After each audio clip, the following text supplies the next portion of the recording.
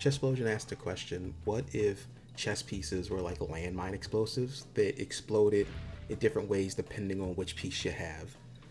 And it gets a lot out of that for a game, for a simple concept, because there's a whole bunch of different game modes, from standard, just defeating other pieces, to break the targets, to survival, where they just drop the pieces randomly. You have to try and dodge them on the board with your little chicken bird that you have as your avatar.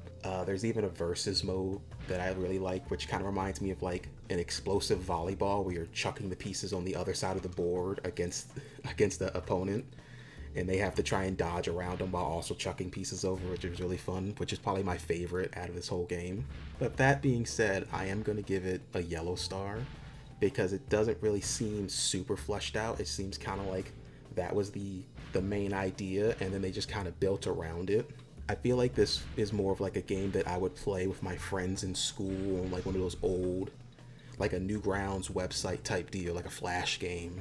But I think you would get way more fun out of this if you brought over people to play, or if they all bought it and you just had like a weird multiplayer night where you all just fought against each other. It feels kind of like a mini game that you would have in a much bigger game.